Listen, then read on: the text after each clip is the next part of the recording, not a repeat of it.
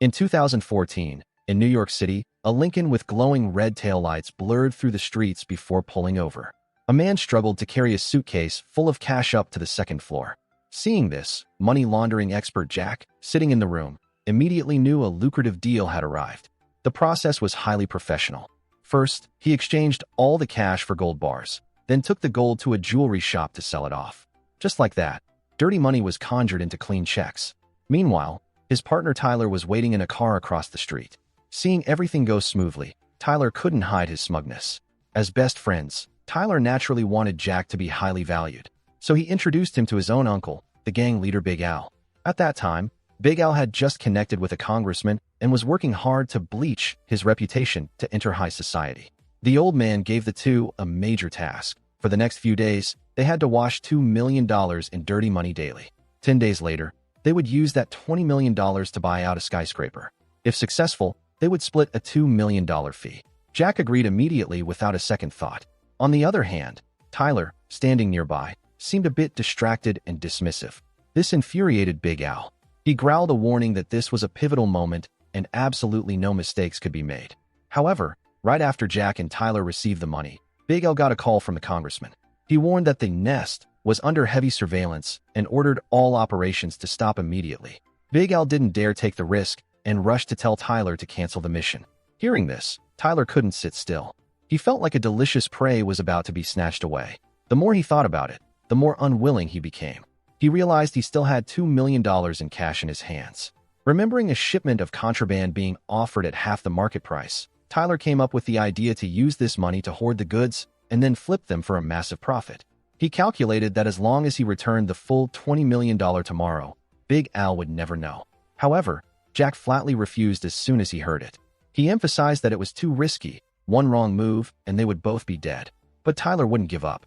He knew his uncle had always looked down on him, so he just wanted to pull off one big hit to prove his worth. Tyler also brought up how, despite knowing Jack for 2 years, Jack always remained mysterious and unreachable when needed. This left Jack speechless. Seeing Tyler's determination, he reluctantly agreed to join the gamble. Tyler was overjoyed and immediately left to contact the buyer. Jack also called his girlfriend to tell her he had an emergency and wouldn't be home tonight. Then, the two went to see Curly, the guy who was originally supposed to buy the contraband. With a cold face, they declared they were taking over the deal and promised him a 10% cut. Despite being furious at having the rug pulled out from under him, Curly understood how terrifying Tyler's influence was and swallowed his pride, handing over a matchbook with the transaction details. Following the directions, the two arrived at the rendezvous point. Before they even approached, Jack sensed something was wrong. No sane person would choose to trade contraband right under a bridge in broad daylight like this. But Tyler was overconfident. He didn't believe Curly would dare trick them.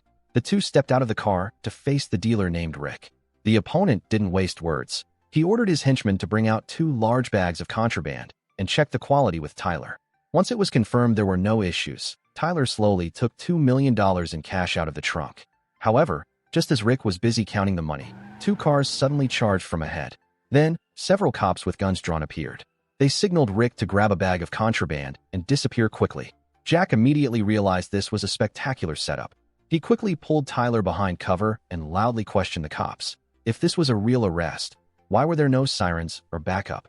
The bald leader heard this and knew the opponent was also a pro. He stopped acting and admitted they were dirty cops, then signaled Jack's group to come out and talk. However, Jack wasn't about to fall for it. He shouted a string of insults at the bald leader from inside. While the standoff continued, 2 dirty cops silently sneaked around the back. But before they could reach them, a bullet suddenly tore through the air. It turned out Tyler wasn't just for show. He had already arranged for his close friend Mason to snipe from the shadows. Mason fired continuously with heavy firepower, pinning the bald leader's group down.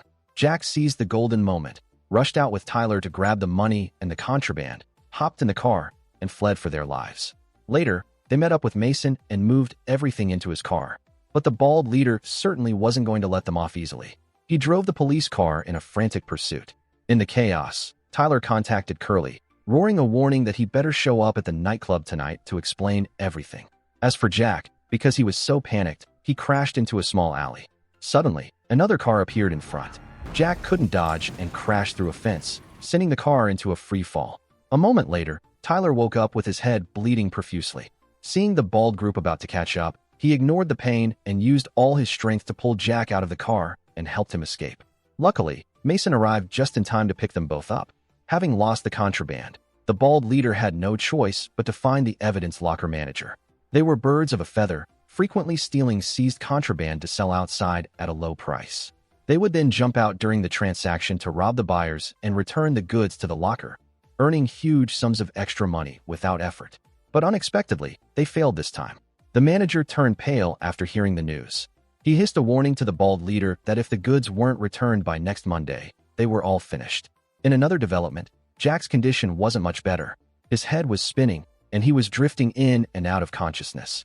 The doctor diagnosed him with a severe concussion, and when they found a gun hidden at his ankle, they immediately notified the police. Tyler heard the news and was terrified. He quickly woke Jack up, shoved him into a wheelchair, and slipped away just before the police arrived. On the run, Jack felt a splitting headache and vomited. Seeing this, Tyler hurriedly stopped the car and took him to a roadside clinic. However, after the exam, the doctor delivered even worse news. Jack had lost most of his memory. He didn't even remember who he was or what had happened. The doctor was helpless and only advised Tyler to take him to familiar places, hoping it might improve the situation. Tyler had an idea. He took Jack to the hotel where they first met. He pulled out piles of cash and contraband to try and trigger his friend's memory. Seeing those items, Jack was horrified, thinking he was a notorious crime lord. Tyler quickly recounted everything that happened during the day and explained their relationship. After speaking, he checked his watch and saw it was time for the meeting with Curly, so he decided to take Jack to the nightclub, giving him a gun for protection. However, Jack still couldn't believe what he was hearing. He suddenly tackled Tyler to the floor, pointed the gun at his head, and demanded to know who he really was. In a fit of desperation, he fired, shattering a nearby glass pane, but then realized this wouldn't solve anything. He slumped out to the balcony to calm down. Tyler understood how much Jack was suffering. He stood by his side, firmly stating that they were like brothers and that as soon as they made enough money, they would leave this godforsaken city. But they had no idea that the bald leader's dirty cops had traced them to Curly's father's convenience store. After confirming the cameras weren't connected to the internet, the bald leader coldly opened fire, taking the old man's life. Then, he ordered his henchmen to restrain and torture Curly to make him reveal Jack's identity. Still unaware of the looming threat, Tyler took Jack into the nightclub and found Mason waiting at the bar. That morning, when they took Jack to the hospital, they had cleared out his pockets, but they didn't realize there was still a gun hidden at his ankle. Jack took the bag, dumped his personal belongings out, found the matchbook with the transaction info, and began to remember Rick, the guy who set them up. Along with his memory slowly returning, violent headaches hit him as well. Seeing this, Tyler gave Jack a small vial of contraband to help soothe the pain. As the drug kicked in, Jack slowly adapted to the club's atmosphere and began enjoying the night with Tyler's group and the women around them. Suddenly, he noticed a man eyeing him suspiciously. Feeling the man was highly questionable, he stood up to confront him. Unexpectedly, the guy saw him and bolted. This action was a dead giveaway.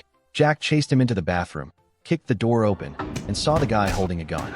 Both immediately engaged in a brawl. Though the man had decent skills, he was no match for Jack. He was quickly tackled and restrained. Jack landed heavy, steel-like punches, and used the gun to force him to reveal his identity. The man was so scared he blurted out that he was a cop ordered by his superior to monitor them. Seeing the guy wasn't lying, Jack didn't say another word and knocked him unconscious with a final blow. Not long after, the monitoring cop sat in a patrol car with an ice pack on his wound. His superior was none other than the bald leader. Of course, the bald leader wasn't stupid enough to tell the truth. He covered it up by saying he was secretly investigating an internal mole and ordered his subordinate not to breathe a word of tonight's events to anyone. Right after that, the bald leader's partner, a bearded guy, approached. He had caught scent of Mason's identity from the bar and understood he was the sniper from earlier. He decided they would start their revenge with this guy first. Early the next morning, Tyler still hadn't heard from Curly, so he and Jack went to Big Al's hideout. When he learned the two dared to secretly use his money to hoard contraband and caused such a massive mess, Big Al flew into a rage, cursing Tyler relentlessly. Just then, the mole the gang had planted in the police department called. He had checked the system and confirmed Jack's record was perfectly clean. Currently, neither of them was wanted. This eased Big Al's worries slightly, but his anger remained. He couldn't understand why, when he was about to sit at the same table as a congressman with the support of New York's largest bank, Tyler would take such a huge risk for some petty contraband. But since Tyler was his sister's son, Big Al had to respect the blood bond. He ordered Tyler to bring the money back quickly and allowed him to take the contraband and leave New York, even generously gifting him a muscle car for transportation. However, Jack didn't want to run blindly like that. He decided to return to his apartment once, hoping to find some memories. To ensure safety, they parked around the corner and crept into the building. There, they ran into Sarah, Jack's pregnant girlfriend. Tyler was shocked and confused because Jack had never mentioned this. Sarah was even more bewildered, not understanding why they suddenly returned. Tyler had to be honest about Jack's amnesia. This left Sarah stunned. She tried to see if her boyfriend recognized her, but in Jack's eyes, there was only confusion. He had clearly forgotten everything about them. Sensing the awkward atmosphere, Tyler decided to wait downstairs to give them some private space. As soon as Tyler left, Sarah couldn't contain her anxiety and rushed to ask Jack what really happened. Jack only asked back why he had to hide her pregnancy from Tyler. Sarah didn't know for sure. She only remembered Jack once saying he feared if it came out, Big Al would hurt her. She also mentioned that in reality, Jack hated Big Al, but for some reason still tried to stay by his side. These words left Jack even more confused. He tried to remember, but his brain was just a void. He could only lean into his girlfriend's arms in pain. Just then, Tyler honked incessantly downstairs, urging Jack to leave. However, before the honking stopped, a police car suddenly roared up. The bald leader knocked Tyler out with one punch and signaled the bearded guy to go upstairs and arrest Jack. Seeing the scene, Jack hurried to escape with Sarah down the fire escape, arriving just in time to see the bald leader shove Tyler into the police car. Jack had no way to save his friend and had to pull Sarah across the street to flee. But the bearded guy was still relentlessly pursuing them. They had to hide in the kitchen of a nearby restaurant. The bearded guy pulled his gun, kicked the door open, chased out the staff, and cautiously searched everywhere. He walked past a corner and saw Sarah huddling on the floor alone. Before he could react, Jack charged at him with a fire extinguisher. Unexpectedly, the bearded guy's gun went off, and the bullet hit Sarah in the stomach. Jack was frozen. He frantically carried his girlfriend into the hospital and rushed her to the operating room as fast as possible. But during the emergency surgery, the heartbeat on the monitor suddenly became a flat line. Jack was drowned in immense grief and rage. His eyes slowly filled with a thick, murderous intent. At the same time, the bald leader and his crew locked Mason in a dog cage and brutally tortured him with wooden clubs. Tyler sat opposite, witnessing the horrific sight of his friend, and was so terrified he turned his face away. But the bald leader wasn't going to let him off. He smirked, squatted in front of the dog cage, and roared questions about the contraband's location and Jack's whereabouts.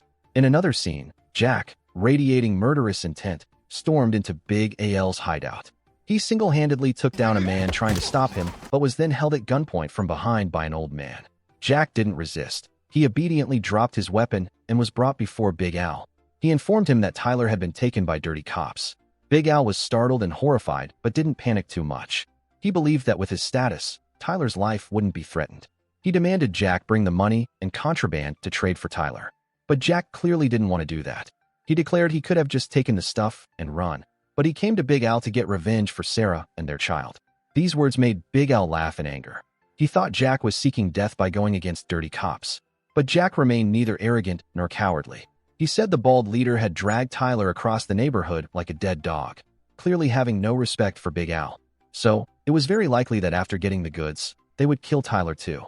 Hearing this, Big Al began to hesitate. He really wasn't 100% sure he could save Tyler. Finally, he decided to help Jack. Jack took the opportunity to show him the matchbook with the transaction info, asking Big Al to trace its origin to find Rick's whereabouts. Not long after, while Big Al was chatting with the congressman, the dirty cop he had bribed suddenly arrived with a satellite photo of Rick's hideout. Receiving the news, Jack immediately set out with Big Al's henchmen. He walked into the hideout, disguised as a garment factory, alone, pulled out a wad of cash, and declared he wanted to find Rick to buy goods. The henchman didn't suspect anything and went to tell the boss. Jack seized the moment, poured gasoline all over the hallway floor, and waited until Rick stepped out of a room. He threw a lighter to spark the fire and then rushed forward, pushing Rick back into the room. Then, he pulled his gun and restrained Rick's father, angrily scolding both of them for setting the trap. He then poured the remaining gas onto Rick's crotch. Rick was scared to death and signaled his father to tell the truth. The father helplessly admitted they were also forced to cooperate with the bald leader because he was a cop. Seeing the sincere look on his face, Jack didn't pursue it further and ordered Rick's father to contact the bald leader, saying they wanted more contraband as a way to lure him out. However, Jack had no idea that at this moment, the bald leader and the bearded guy were still frantically torturing Mason. Seeing that Tyler still insisted he didn't know where the goods were hidden, the bearded guy lost all patience. He coldly released a pack of hounds to tear Mason apart right in front of Tyler. That horrific sight completely broke Tyler's psychological defense. He wailed in despair that he really didn't know where Jack went, only that the money and goods were hidden at the hotel. Hearing that, the bearded guy smiled with satisfaction. He comforted Tyler, saying that out of respect for Big Al, he wouldn't kill him, but if he lied, he would make him experience a pain worse than death. Just as he finished, the call from Rick's father came in. Under Jack's threat, after both sides reached an agreement on the meeting point, Jack forced Rick to go with him for the transaction with the dirty cops. Rick's father didn't want his son to be in danger. He grabbed a blade and charged, but Jack coldly fired 2 shots, shattering the old man's legs. Back at the hotel, Jack grabbed the money bag, shoved Rick into the trunk, and sped toward the meeting point. He didn't realize that as soon as he left, the bald leader and the bearded guy arrived. With the help of a housekeeper, they opened the door and searched. After a while, they only found 2 bags of contraband and immediately realized the money had been moved by Jack. By now, Jack and Rick were at the parking lot as agreed. He got out and hid in a corner, leaving Rick alone to conduct the deal. The 2 dirty cops quickly drove up and casually sat in Rick's car. But the thing Jack least expected happened. The bald leader, without a word, shot Rick dead on the spot. Then, they casually took the money bag from the trunk and left arrogantly. Jack had no time to hesitate. He dumped Rick's body, quietly drove, and followed them. Finally, he found the dirty cops' hideout. The bald leader still didn't know his location was compromised. He was gloating, ordering his men to return the contraband to the evidence locker. Once finished, the 3 of them would split the $2 million. The bearded guy walked toward the dog cage with a gun, intending to finish off Tyler. A gunshot rang out, but the one who fell was the bearded guy. Tyler saw Jack appear just in time and was overjoyed. But Jack understood it wasn't over. He signaled Tyler to continue playing dead while he dragged the bearded guy's body away to dispose of it. A second later, the bald leader stepped up to check the situation and only saw Tyler lying motionless. While he was suspicious, a gun barrel suddenly poked out from the dog cage. He couldn't react before being shot down. Seeing Jack standing over him, the bald leader still tried to save himself by screaming that he was a cop. But Jack didn't want to hear any more nonsense. He fired directly into his chest. Then, he swung a blade and decapitated the dirty cop to vent his rage. Looking at the bearded guy who was still gasping, he swung the blade again to take another head. A while later, Jack helped a weak Tyler back to the gang's hideout. He threw all the contraband, the cash, and both severed heads down in front of Big Al. Big Al was horrified, but immediately turned traitor, ordering his henchmen to knock Jack out, tie his hands, and take him to the next room. Tyler was stunned, not understanding what his uncle was playing at. Big Al pulled out his phone and played a recording. It was the conversation between Tyler and Jack when they planned to take the money to buy contraband. It turned out Jack's true identity was an undercover cop planted by the FBI. The night he was taken to the hospital, the police found this recording in the gun hidden at his ankle. Unfortunately, there was also a mole for Big Al inside the FBI who secretly sent this recording to the old man. This news caused Tyler's world to completely collapse. His best friend turned out to be a cop. But very quickly, Tyler realized, if Jack was an informant, why did he use such extreme methods to kill the bald leader? Why did he risk his life to save him? Big Al didn't seem to care about that. He revealed that Sarah actually hadn't died. She had only lost the baby. Then, he handed Tyler a gun and demanded he personally clean up the mistake he had made. When Jack was dragged out, Tyler pointed the gun at his head and roared questions about the betrayal. But Jack, currently suffering from amnesia, had no idea what was happening. Looking at Jack's panicked face, Tyler suddenly remembered. If it weren't for Jack, he would have died under the bearded guy's gun. He immediately understood who was most important to him. Tyler gritted his teeth and pulled the trigger, but the bullet wasn't aimed at Jack. It went straight into Big Al and his trusted henchman. Jack was bewildered, not understanding what just happened. Tyler didn't explain much, only saying briefly that he had made his choice. Then, he tossed the bag of money and goods into the trunk. Everything was settled. Jack and Tyler casually drove out of the gate, heading toward the distant sunset. The Lincoln's red taillights were still as bright as blood, but the 2 men in the car looked pensive. They had finally left the gang. But was this truly the freedom they had always longed for? Today's story ends here. Thank you for watching. What do you think of this movie? Please leave a comment below.